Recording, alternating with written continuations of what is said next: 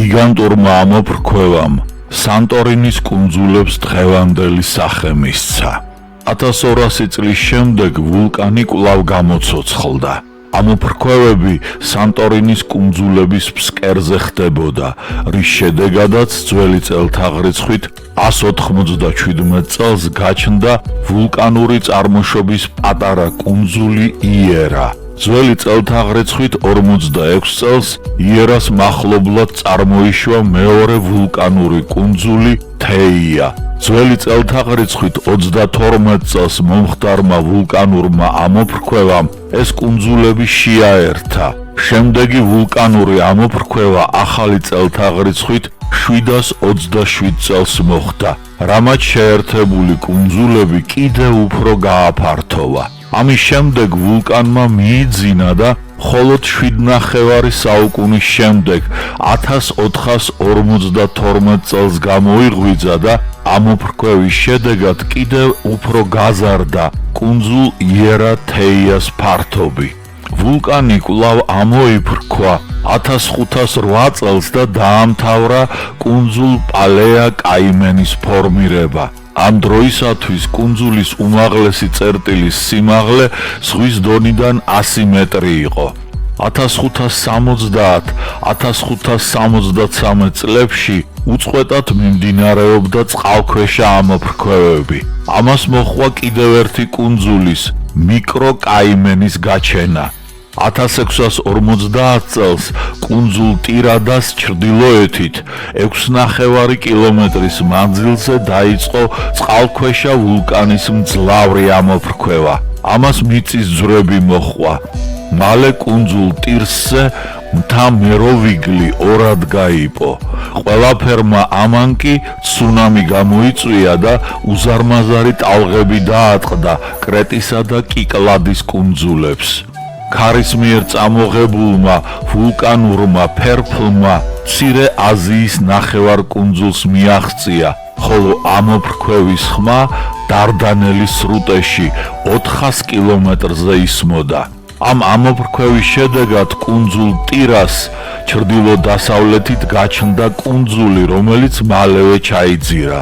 ნახევარ საუკუნეზე მეტი ხნის გავლის შემდეგ 1707 წელს ვულკანის მოქმედების შედეგად გაჩნდა კუნძული ნეა კაიმენი. საუკუნე ნახევარის შემდეგ 1866 წელს ვულკანოსის ყურეში კუნძულ ნეა კაიმენზე ამოქმედდა წყალქვეშა ვულკანი და 1870 წლამდე განაგრძობდა ამოფრქვევას, რის შედეგადაც კუნძულ ნეა კაიმენის ფართობი 4-ჯერ გაიზარდა. 1928, 1939, 1941 წლებისა და 1945 წლის ვულკანურმა ამოფრქვევებმა კუნძული ნეა კაიმენი ისე გაზარდა, რომ ნიკრა კომენს შეუერთდა. ამ ორ კუნძულს შორის სივრცის შემავსებელი კუნძული დაფნი ამოიწვერა. შემდეგ კი სამივე გაერთიანდა ერთ დიდ კუნძულად. ჯერჯერობით უკანასკნელი ამოფრქვევა 1956 წელს მოხდა. ყოველივე ზემოთქმულს უნდა დაუმატოთ კიდევ ის, რომ ეგეოსის ზღვის რაიონი დედამიწაზე სეისმურად ერთ-ერთი ყველაზე აქტიური რაიონია, რაც ცხადია ვულკანური ამოფრქვევების დროს კიდევ უფრო გაზრდიდა კატასტროფის შედეგებს, რადგან ვულკანის მოქმედებას მიწისძვრები მოჰყვება ხოლმე. ასეთი გახლდათ ხმელთაშუა ზღვისის ნაწილი, სადაც 3500 წლის წინ გიგანტური ვულკანური ამოფრქვევა მოხდა. მისი მასშტაბები რომ განესაზღვრათ ანგელოს გალანოპოლუსმა და ედვარდ ბეკონმა, ის შეადარეს ინდონეზიაში კრაკატაუს ვულკანის ამოფრქვევის მასშტაბებს. აი რას წერენ ისინი ამის თაობაზე, მაგრამ იმისათვის რომ სრულფასოვნად შევაფასოთ ჩვენს წელთაღრიცხვამდე მე-15 ასწლეულში სტრონგილე სანტორინის საშინელი ამოფრქვევის ტრაგიკული შედეგები, აუცილებელია ის შევადაროთ ისტორიულ დროს 1883 წლის 27 აგვისტოს. დარეგისტრირებულებიდან ყველაზე მძლავრის ვულკან კრაკატაუს ამოფრქვევას. მით უმეტეს გერმანელი ვულკანოლოგი რეკი ამტკიცებს, რომ ვარცლის მაგვარი სანტორინის კალდერა წარმოიქმნა ზუსტად იმდაგვარად, როგორც კრაკატაუს ვულკანური ღრმული ზონდის სრუტეში, სუმატრასა და იავას შორის. ამ ამოფრქვევებამდე კრაკატაუს 203 წელი ეძინა, გაიღვიძა 1883 წლის 20 მაისს. მაგრამ ფეთქებადი აქტიურობა უმნიშვნელო იყო, აპოგეას მიაღწია მხოლოდ 27 აგვისტოს. იმ დღეს საშინელ აფეთქებათა სერიის შემდეგ კუნძულის 3/4 21 კვადრატული მილი ზღვაში დაინდქა და ამ ადგილზე გიგანტური ღრმული 1100-დან 160-მდე ფატომი წარმოიქმნა. ინდოეთის ოკეანის წყლები ამ ნაპრალში ჩაიღვარა. წყლის დიდი მასების უეცარმა გადაადგილებამ გამოიწვია 3 უზარმაზარი ტალღა. ანიერში, იავაზე მათ მიაღწიეს 118 ფუტს 39 მეტრ სიმაღლეს, ხოლო ტელუკ-ბეტუნგში, სუმატრაზე 131 ფუტს 43 მეტრს. ტელეგ-ბუტენში ტალღამ დანიური სამხედრო გემი გამოტყორცნა ხმელეთზე და ის ნაპირიდან 1 მილზე გაეჩხირა ზღვის დონიდან 30 ფუტ 10 მეტრ სიმაღლეზე. ნაწილობრივ ან მთლიანად დაინგრა ანიერი და კიდევ 29 სხვა ქალაქი იავასა და სუმატრას ბრიტანულ სანაპიროზე. 36,000 კაცი დაიღუპა ან დაიხრჩო კატასტროფის შედეგად. კრაკატაუს ამოფრქვევით გამოწვეულმა ჰაერის ტალღამ ზღვაზე ისეთი ღელვა გამოიწვია, რომ ჩილეში ვალპარაისოს რეიდზე მდგარი გემები ღუზას მოსწყვიტა. გამოანგარიშებულია, რომ მსგავსი ჰაერის ტალღის დარტყმა შეიძლებოდა გამოეწვია 100-150 მეგატონის ბომბის აფეთქებას. კრაკატაუს ამოფრქვევისას გრგვინვა იმდენად ძლიერი იყო, რომ 100 მილის რადიუსზე სახლების მინები ჩაიმსხვრა და კედლები დასკდა. ის ისმოდა 2250 მილის მანძილზე სამხრეთ-აღმოსავლეთ ავსტრალიაში და 2968 მილის მანძილზე დასავლეთით კუნძულ როდრიგესზე ინდოეთის ოკეანეში. ხმოვანმა ტალღამ 3-ჯერ შემოუარა დედამიწას. კუნძულების გარშემო პემზის ფენის სისქემ 13 ფუტს 4,20 მეტრს მიაღწია. ვულკანური ფერფლი ატყორცნილი იყო 15-18 მილის სიმაღლეზე.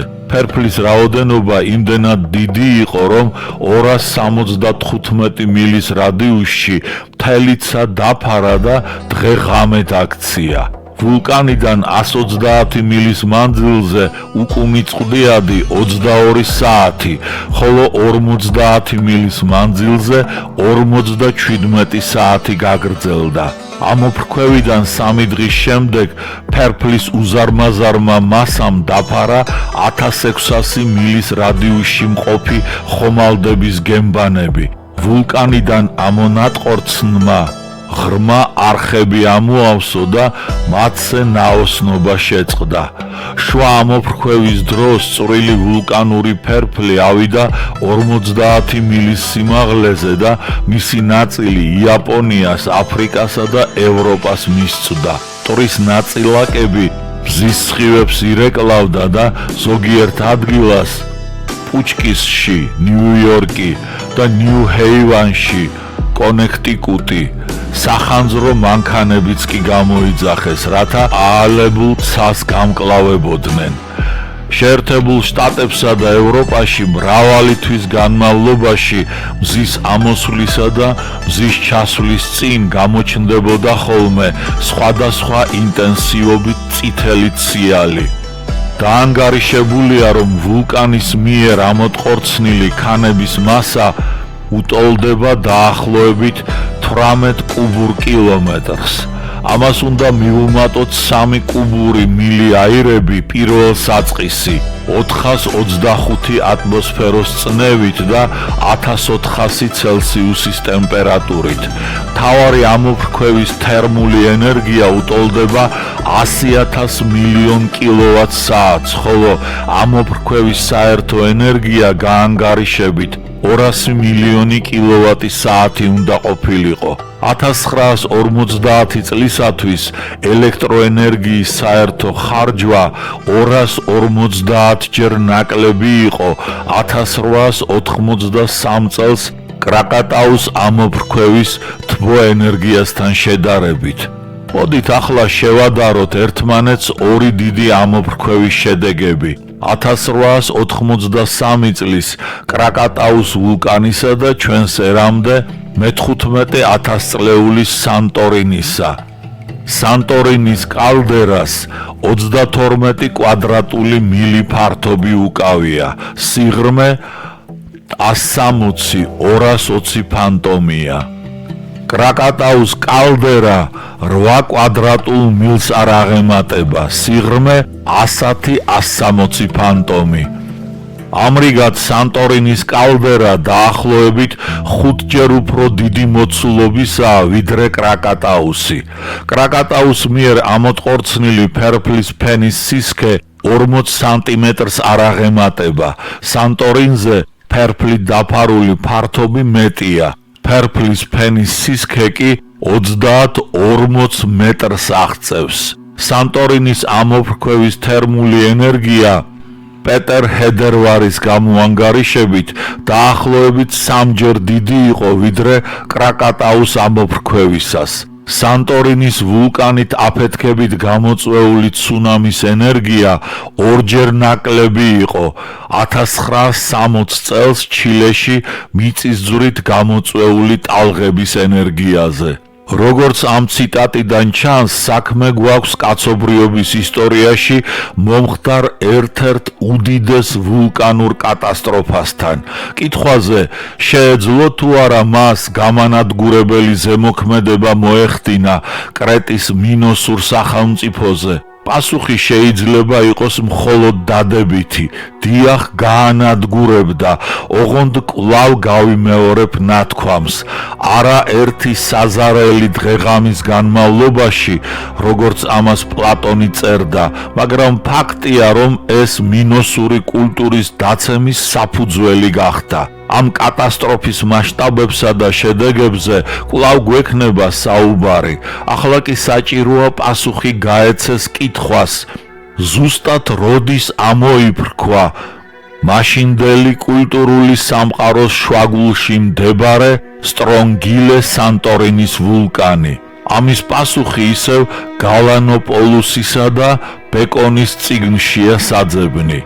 რაც შეეხება კატასტროფის თარიღს, პროფესორი სპირიდონ მარინატოსი სანტორინის არქეოლოგიურ მონაპოვარზე და კრეტაზე აღმოჩენილი პემზის ფენის სისქეზე დაყრდნობით იმ დასკვნამდე მივიდა, რომ კრეტაზე სანაპირო დასახლებები დანგრეულ იქნა ცუნამის გიგანტური ტალღის მიერ და მისი აზრით ეს მოხდა 1520 წელს ჩვენს ერამდე. ანგელოს გალანოპულოსი და ედვარდ ბეკონი ბევრად უფრო ფრთხილად ეკიდებიან კატასტროფის თარიღის დადგენის საკითხს და გამოთქვამენ შემდეგ მოსაზრებას. 1956 წლის 9 ივლისის დამანგრეველი მიწისძვრის შემდეგ ამ წიგნის ერთ-ერთი ავტორი გალანოპულოსი ეწვია ტიროსს, რათა განესაზღვრა ზარალი და პოცოვანის ადგილობრივი კარიერის მფლობელის ბატონ პაპა გეორგიუსაგან გაეგო, რომ პემზის ყველაზე ქვედა ფენის ქვეშ აღმოჩენილია წინა ისტორიული ნაშთები. მისი კარიერი ფერას, ტირას, მთავარი ქალაქის შორიახლოსაა განლაგებული.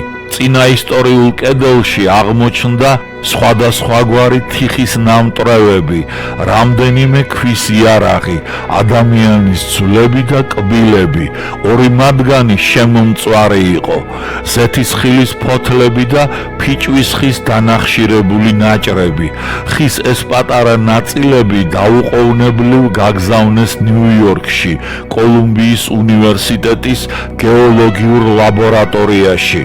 ოლსონისა და ბროკერის მიერ ჩატარებულმა რადიონახშირბადის ანალიზმა აჩვენა, რომ კუნძულ ტირადან გამოგზავნილი ნიმუშები ამოღებული იყო ნახშირბადის ციკლიდან და დაღუპულა 3360 პლუს მინუს 100 წლის წინ, არა უადრეს 1500 და არა უგვიანეს 1310 წლებისა ჩვენს ერამდე და ეს დათარიღება არავითარ შემთხვევაში არ ეწინააღმდეგება კრეტაზე კერამიკისა და მოხატულობის მიხედვით დადგენილ თარიღებს.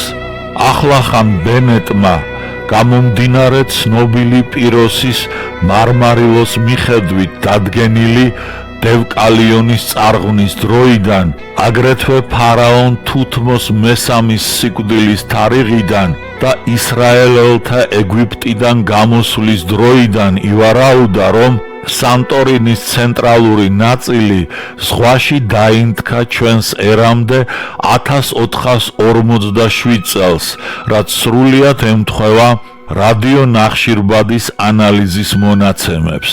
როგორც ხედავთ, სტრონგილე სანტორინის გიგანტური კატასტროფის თუ კატასტროფების რამდენიმე თარიღი გვაქვს. მარინატოსი ძველი წელთაღრიცხვით 1520 წელს უთითებს. ბენეტი ძველი წელთაღრიცხვით 1457 წელს.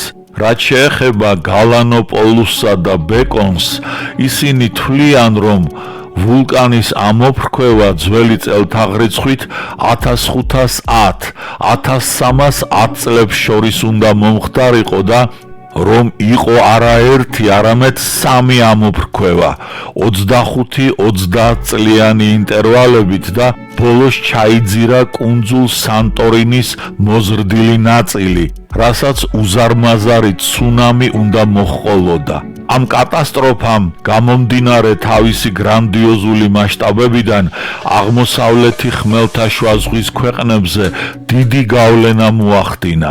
ამას აღიარებენ ისინიც, ვისაც ეგეოსის ზღვაში ატლანტისის არსებობა დაუშვებლად მიაჩნიათ.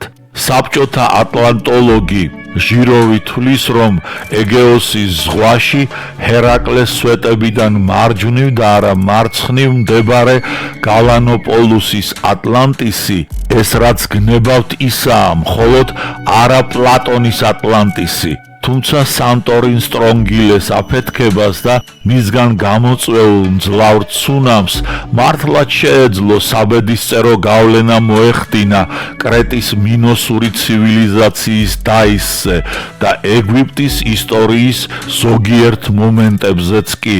ჟიროვი ორთოდოქსი ატლანტოლოგია და ატლანტისის ოკეანეს გარდა სადმე სხვაგან ატლანტისის არსებობა მისთვის დაუშვებელია, მაგრამ თავისი მოსაზრების მეორე ნაწილში ის ობიექტურად მსჯელობს, რომ სანტორინის ვულკანის სამმა ამოფრქვევამ და თანმხლებმა მოვლენებმა ნამდვილად მოახდინეს მინოსურ კრეტაზე და ეგვიპტეზე და არა მხოლოდ მათზე გავლენა. ეგეიდის არქაული ისტორიისა და კულტურის მკვლევარმა პროფესორმა ბენეტმა სანტორინის ვულკანის ამოფრქვევის შედეგების თავისებური არეკლა აღმოაჩინა ბიბლიურ თქმულებებში. იქ აღწერილ ეგვიპტელთათვის თავს დატეხილ უბედურებათა სახით, რაზეც გამოსვლაშია ლაპარაკი, უდაბნოში ცხრების მწყემს მოსეს მაყulis ბუჩქზე დანთებულ ცეცხლად მოვლენილმა ღმერთმა ეგვიპტიდან ისრაელელთა გამოყვანა დაავალა. მოსე შეეჭვდა თავის შესაძლებლობებში, იცოდა მოძმეთა დარწმუნება ძნელი იქნებოდა და თუმცა ღმერთი თანადგომას პირდებოდა, მაინც ყოყმანობდა. დავალების სირთულეს ღმერთიც აცნობიერებდა. ვიცი არ გაგიშვებთ ეგვიპტის მეფე, თუ მაგარმა ხელმა არა იძულა. მოვიღებ ხელს და დავსჯი ეგვიპტეს მთელი ჩემი სასწაულებით, რომელსაც მოვახდენ მის შვაგულში, მხოლოდ ამის შემდეგ გაგიშვებთ იგი. მადლს ვაპოვნინებ ეგვიპტელთა თვალში ამ ხალხს და როცა წასვლის დრო დაგიდგებათ, ხელცარიელნი არ წახვალთ. ინად ხოვრებს თქვენი დედაკაცი თავისი მეზობლისაგან და თავისი მდგმურისაგან, ვერცხლისა და ოქროს ჭურჭელს, სამოსელს, აღკიდებს თქვენს ვაჟებსა და ასულებს, ასე გაეცლებით ეგვიპტეს. მოსე ვერც ღმერთის ამ ნათქვამმა დაარწმუნა, სასწაულებს მოახდენო, მით უმეტეს რომ ღმერთის მოთხოვნა ეგვიპტელთა გაძარცვის შესახებ ძნელი გასაბედავი და სარისკო იყო, რადგან ეგვიპტელების მხრიდან შურისძიება მოჰყვებოდა. ღმერთი იძულებული გახდა იმ სასწაულებზე მოეთხრო, რომელსაც მისი შეწევნით მოსე და აარონი მოახდენდნენ. მე აქ მოვიხმობ ამ სასწაულებს, რომელთაც სანტორინის ამოფრქვევის შედეგების გათვალისწინებით სრულიად ლოგიკური და ამდენად მიწიერი ახსნა ეძებნება. თუ ამ ორ სასწაულსაც არ გერწმუნენ და არ შეისმინეს შენი სიტყვა, ამოიღე წყალი ნილოსიდან და ხმელეთზე დაღვარე. წყალი, რომელსაც ნილოსიდან ამოიღებ, სისხლად იქცევა ხმელეთზე. უთხრა უფალმა მოსეს მიდიამში, წადი, დაბრუნდი ეგვიპტეში, რადგან ყველანი დაიხოცნენ, ვინც მოკლას გიპირებდა. ასე თქვა უფალმა, ამით მიხვდები რომ უფალი ვარ. აჰა, კვერთხს ხელში რომ მიჭირავს, დავკრავ ნილოსის წყალს და სისხლად იქცევა. გაწყდება თევზი ნილოსში, აყროლდება ნილოსი და ვეღარ დალევენ ეგვიპტელები ნილოსის წყალს. ისე მოიქცნენ მოსე და აარონი, როგორც უფლისაგან ჰქონდათ ნაბრძანევი. მოიქნია კვერთხი და დაჰკრა ნილოსის წყალს ფარაონისა და მისი მსახურების თვალწინ და იქცა სისხლად ნილოსის წყალი. ამოწყდა თევზი ნილოსში, აყროლდა ნილოსი და ვეღარ სვამდნენ ეგვიპტელები ნილოსის წყალს. სისხლი ჩადგა მთელს ეგვიპტის ქვეყანაში. უთხრა უფალმა მოსეს, უთხარი აარონს, მოუღერე კვერთხიანი ხელი მდინარეებს, ნაკადულებსა და ჭაობებს და ამოსხი გომბეშოები ეგვიპტის ქვეყნიდან. მოუღერა ხელი აარონმა ეგვიპტის წყლებს და ამოვიდნენ გომბეშოები და დაფარეს ეგვიპტის ქვეყანა. აასრულა უფალმა მოსეს სიტყვა და ამოწყდნენ გომბეშოები სახლებში, ეზოებში და მინდვრებში. გროვება დაყარეს და აქოთდა ქვეყანა. თუ არ გაგიშვია ჩემი ხალხი, ბუზანკალს მოგისევ შენ და შენს მსახურებს, შენს ხალხს, შენ სახლებს და აივსება ბუზანკალით ეგვიპტელთა სახლები და ის მიწაც, სადაც ისინი არიან. გამოვარჩევ იმ დღეს გოშენის მხარეს, სადაც დგას ჩემი ხალხი, რომ არ შეაღწიოს იქ ბუზანკალმა. ვინძლო დარწმუნდე, რომ ქვეყნის შუაგულში ვარ მე, უფალი. დაჰკრავს უფლის ხელი შენ საქონელს, მინდვრად რომ მყავს, ცხენებს, სახედრებს, აკლემებს, სხვა ძროხას, გაჩნდება საშინელი ჭირი. აღასრულა უფალმა ეს საქმე მეორე დღეს და გაწყდა ეგვიპტელთა საქონელი, ხოლო ისრაელიანთა საქონელში არც ერთი სული არ დაღუპულა. უთხრა უფალმა მოსეს და აარონს, აიღეს სავსე პეშვი, ქურის ნაცარი და ცისკენ ააფრქვიოს მოსემ ფარაონის თვალწინ. ტრად მოეფინება იგი მთელს ეგვიპტის ქვეყანას და ყვავილის მუწუკებად გამოეყრება კაცსა და პირუტყვს მთელს ეგვიპტის ქვეყანაში. აიღეს ქურის ნაცარი და წარუდგნენ ფარაონს. ააფრქვია მოსემ ნაცარი ცისკენ და გამოეყარა კაცსა და პირუტყვს ყვავილის მუწუკები. ცისკენ მოიღერა მოსემ თავისი კვერთხი და გამოსცა უფალმა გრგვინვა და სეტყვა. ცეცხლმა გადაუარა დედამიწას და დასეტყვა უფალმა ეგვიპტის ქვეყანა. მოდიოდა სეტყვა და ცეცხლი გიზგიზებდა სეტყვაში. ძალზე მაგარი იყო სეტყვა, მისი მსგავსი არ მოსულა ეგვიპტის ქვეყანაში, რაც იქ ხალხი სახლობს. ყველაფერი გაანადგურა სეტყვამ ეგვიპტის ქვეყნად, რაც კი გარეთ დარჩა, კაციდან პირუტყვამდე. მინდვრის მთელი ბალახი გაანადგურა სეტყვამ და მინდორში მდგარი ყველა ხე დალეწა. მოუღერა კვერთხი მოსემ ეგვიპტის ქვეყანას და მოდენა უფალმა აღმოსავლეთის ქარი ქვეყნად. ქროდა ქარი მთელ დღეს და მთელ ღამეს.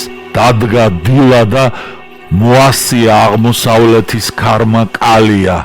შეესია უთვალავი კალია ეგვიპტის ქვეყანას და მოეფინა მის ყოველ კუთხეს და არც მანამდე და არც მას მერე გამოჩენილა ამდენი კალია.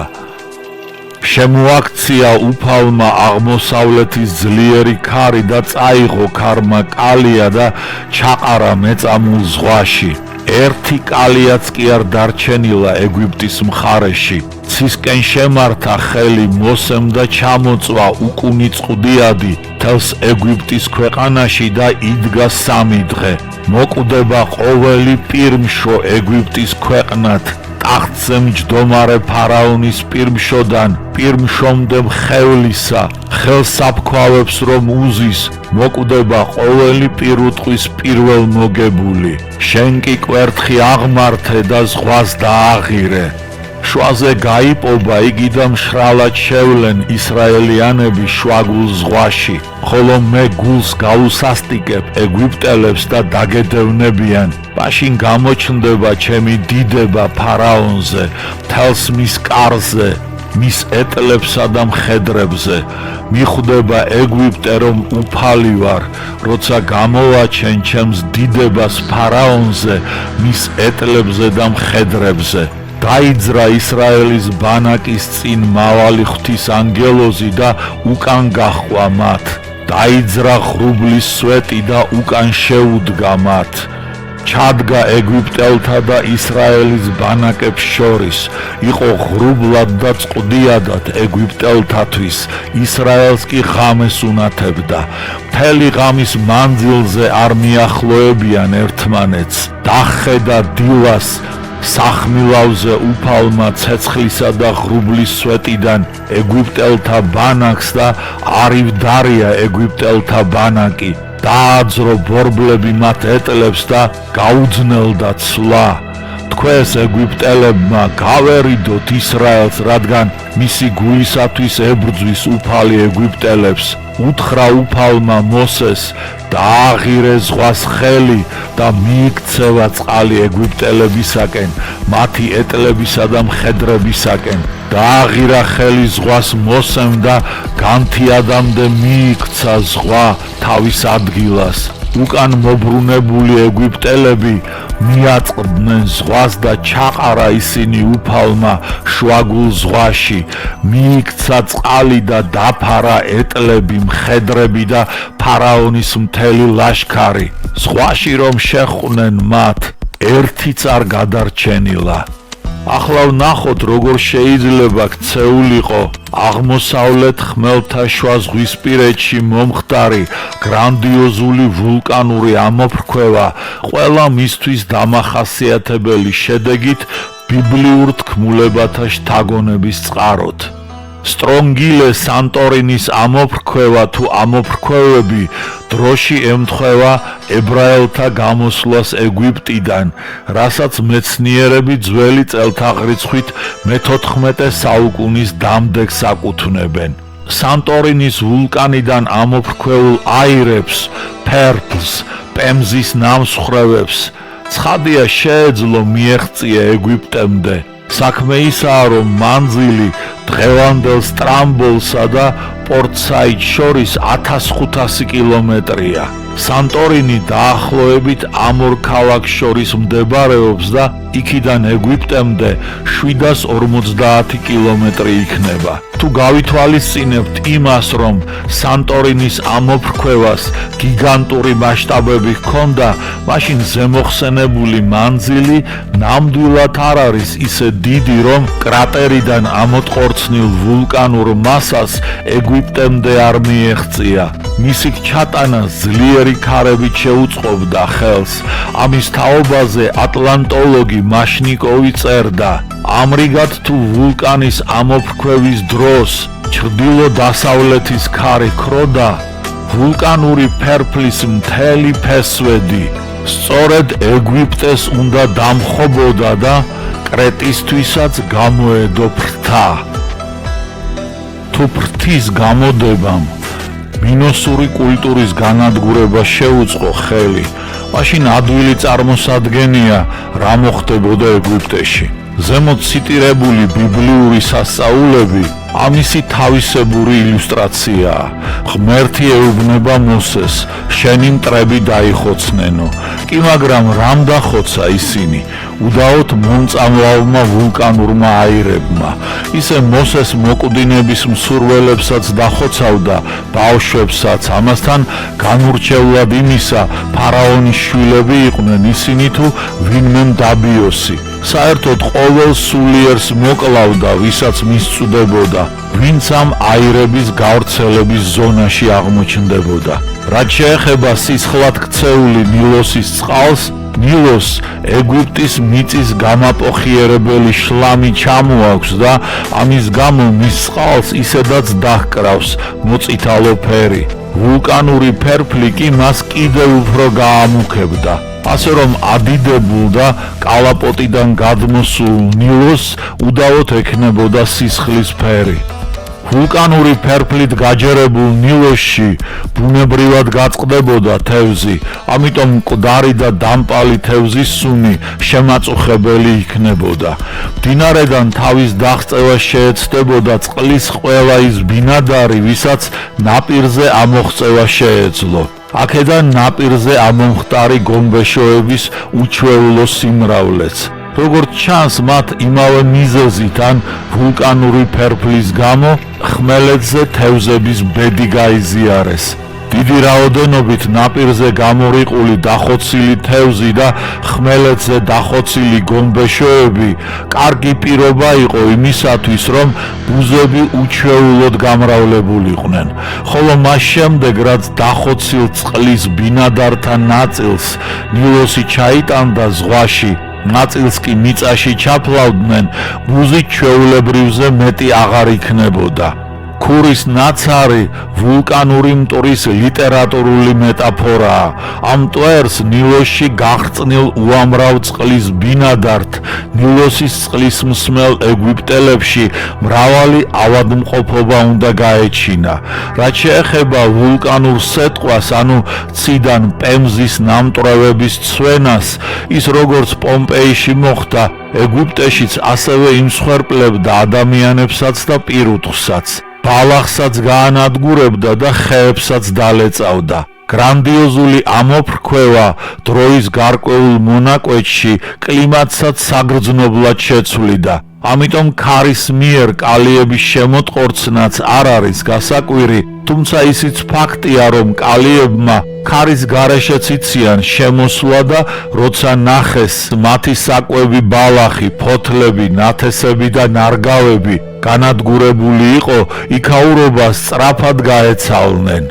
რაც შეეხება 3 დღეს მდგარ წყდიაც, ასეთი რამ ვულკანურ მოფრქვევას ახასიათებს, რადგან ვულკანური ფერფლი ამოფრქვევის მასშტაბებიდან გამომდინარე ფარავს მზეს და აბნელებს დედამიწის ტერიტორიის გარკვეულ მონაკვეთს სხვადასხვა დროის განმავლობაში.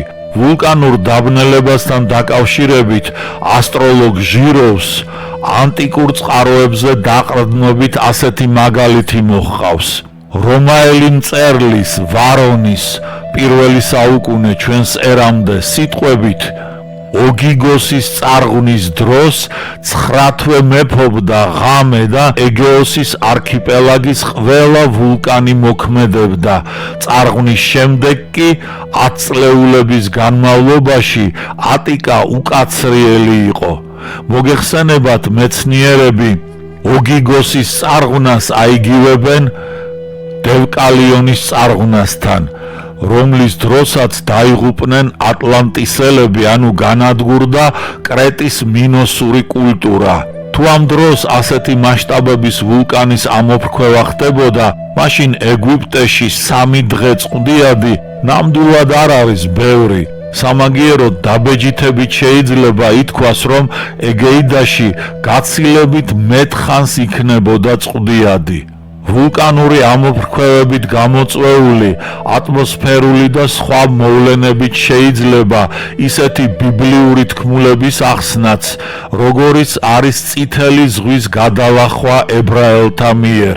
ეგვიპტელები მისდევდნენ ტოლვილ ებრაელებს და ისინი წითელი ზღვის პირას მიმწყდეულნი აღმოჩნდნენ, მაგრამ ღრუბლის სვეტი იფარავდა ტოლვილებს მდევართაგან. აშკარაა, ეს უნდა ყოფილიყო ვულკანის მტვერის ღრუბელი, რომელმაც მთვარე დააბნელა და ეგვიპტელებს ებრაელთა ამოჟლეტის საშუალება არ მისცა. ამავე დროს აღმოსავლეთის ძლიერმა ქარმა ზღვის წყალი გადადენა და ფსკერიც გამოჩნდა. ეს ალბათ იქ მოხდა, სადაც თავხელი იყო. წარმოიქმნა ერთგვარი ფონი და გადასვლა შესაძლებელი გახდა. ებრაელებმაც ეს გააკეთეს. მათ ეგვიპტელები მიხვნენ. ამ დროისათვის ალბათ აღმოსავლეთის ძლიერი ქარი ჩადგა და მის მიერ გადადენილი ზღვის წყალი უკუიქცა. გზას ადრე შემდგარმა ებრაელებმა გადაასწრეს. გვიან დაძრულმა ეგვიპტელებმა კი ვერა. თუმცა ზოგიერთი მეცნიერი ფიქრობს, რომ ეგვიპტელები მხოლოდ ზღვის უკუქცევის მსხვერპლი არ გამხდარან. მათ დაღუპვაში საბედისწერო როლი ითამაშა იმ ცუნამმა, რომელიც სავარაუდოდ ბოლო ამოფრქვევის შემდეგ კუნძულის ცენტრალური ნაწილის ჩაძირვის შედეგად წარმოიშვა. უზარმაზარ ტალღას ნამდვილად შეეძლო გადაელახა სუეცის ყელი, ჩაქცეულიყო წითელ ზღვაში, გაეძლიერებინა უკუქცეული ზღვის ნაწილი და დაეფარა ეგვიპტელთა ლაშქარი. ასე რომ გამოსვლაში აღწერილი სასწაულების ახსნა კუნძულ სანტორინის ვულკანის ამოფრქვევის ხასიათის გათვალისწინებით სრულიად შესაძლებელია. რაც შეეხება იმას, თუ რამ და როგორ დაღუპა კრეტის მინოსური სახელმწიფო და მისი კულტურა, ამის თაობაზე საკმაოდ დამაჯერებელი მოსაზრება გამოთქვა ცნობილმა არქეოლოგმა, მინოსური კულტურის აღმომჩენმა არტურ ევანსმა. ამისათვის მას კრეტაზე მრავალი წლის გატარება დასჭირდა და სწორედ ამ დროს მოხდა მოვლენა, რამაც ევანს სწორი დასკვნა გააკეთებინა. ამასთან დაკავშირებით მოვიხმობ რამდენიმე ციტატას ზემოთ უკვე ნახსენები კერამის წიგნიდან ღმერთები, აკლდამები და მეცნიერები. ისე როგორც კრეტაზე მცხოვრები ხალხისა და მისი დამწერლობის წარმოშობა გაურკვეველია აგრეთვე კრეტის სამეფოს დასასრულიც. გაბედული თეორია რამდენიც გნებავთ იმდენია. ევანსი არჩევდა დანგრევის სამ აშკარა სტადიას. ორჯერ სასახლე აღუდგენიათ, მესამედ კი მისგან ნანგრევებიღე დარჩენილა. ევანს მიაჩნდა, რომ მინოსის სასახლე რომელიღაც ბუნებრივ კატაკლიზმს უნდა დაენგრია. ამის კლასიკური მაგალითია პომპეი.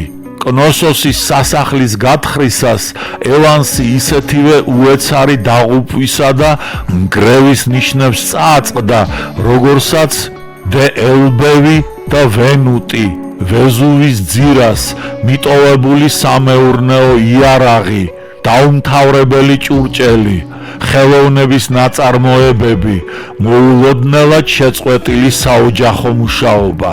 ევანსმა შექმნა თეორია, რომელიც თვითონვე გამოსცადა. 1926 წლის 26 ივნის 21 საათსა და 45 წუთზე ევანსი ლოგინში იწვა და წიგნს კითხულობდა.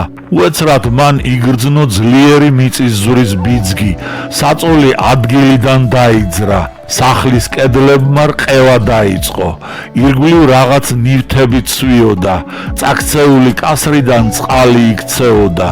მიწა ჯერ ოხრავდა და კნესოდა, შემდეგ კი ისე აღრიალდა, თითქოს ლეგენდარული მინოტავრი გაცოცხლებულაო. ბიძგები მალე შეწყდა და როდესაც ყველაფერი დამშვიდდა, ევანსი საწოლიდან წამოხტა და ქუჩაში გავარდა. იგი სასახლისაკენ გარბოდა, სადაც კი შეიძლებოდა ევანს თავიდანვე ფოლადის საყრდენები და კოჭები დაედგა. სამაგიეროდ ახლომახლო სოფლებსა და თვით დედაქალაქ კანდლიში მიწისძვრა საშინელი ნგრევა გამოეწვია. ასეთი იყო ევანსის პირადი შთაბეჭდილებანი. მათ განამტკიცეს მისი ჰიპოთეზა. ევანსი ეყრდნობოდა იმას, რომ კრეტა ერთ-ერთი ყველაზე უფრო ძლიერი მიწისძვრის რაიონია ევროპაში. ამ ჰიპოთეზის თანახმად, მხოლოდ უძლიერეს და სრულიად მოულოდნელ მიწისძვრას, ისეთს, რომელსაც შეეძლო მიწა გაეპო და შიგ ჩაეტანა ადამიანის ყოველივე ნახელავი, მხოლოდ ასეთ უძლიერეს ბიძგს შეეძლო ისე დაენგრია მინოსის სასახლე, რომ მის ადგილზე ორიოდე საცოდავი ქოხის გარდა აღარაფრის აშენება არ შეიძლებოდა. არტურ ევანსი ავტორიტეტია და უნდა ვერწმუნოთ. მან ზუსტად განსაზღვრა კრეტის ნაგებობათა ნგრევის მიზეზები. ისიც რომ ნგრევა სამჯერ მოხდა. ეს კარგად ეხმიანება გალანოპოლუსისა და ბეკონის მოსაზრებას 200 წლის განმავლობაში სანტორინის სამჯერ ამოფრქვევის შესახებ, რასაც წინ უსწრებდა ძლიერი მიწისძვრები. ეს კი ისედაც სეისმურ აქტიურ ზონაში მდებარე კუნძულზე კატასტროფულად აისახებოდა. არტურ ევანსის დაკვირვებიდან კარგად ჩანს, რომ პირველი და მეორე დამანგრეველი მიწისძვრების შედეგად გატიალებული მინოსის სასახლე და სხვა ნაგებობანი კრეტელებმა აღადგინეს, მაგრამ მესამე მიწისძვრის შედეგად ნგრევა ისეთი დიდი იყო, რომ მათ აღარ ეყოთ ეროვნული ენერგია დანგრეული ქვეყნის აღსადგენად. გარდა ნგრევისა იყო კიდევ ცუნამიც. ამ რამდენიმე წლის წინათ მეცნიერებმა მიაგნეს 100 მეტრის სიმაღლის ტალღის კვალს, რომელიც სანტორინის ერთ-ერთი შესაძლოა მესამე ამოფრქვევისას კრეტას დასტყდომია.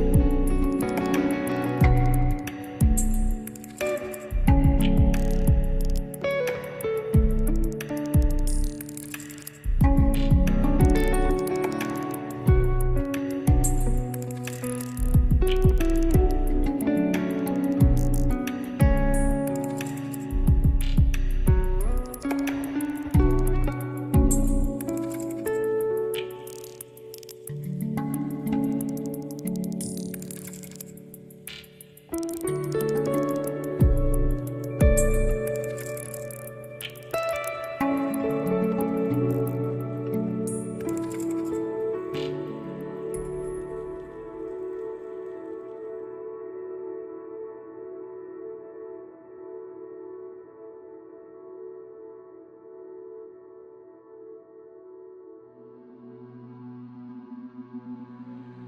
more I know you, the better I understand that you are the dearest person in my life. Tell me, please, what's the secret of it all? Is it the fragrance of your skin or the shine in your eyes? Is it the years that we have spent together or the things, the good and the bad, that we have lived through holding each other's hands? Whatever it is, it's more than just a habit or comfort. It's more than passion or lust, even more than love. I believe we are two rivers that came together, and now they are streaming down to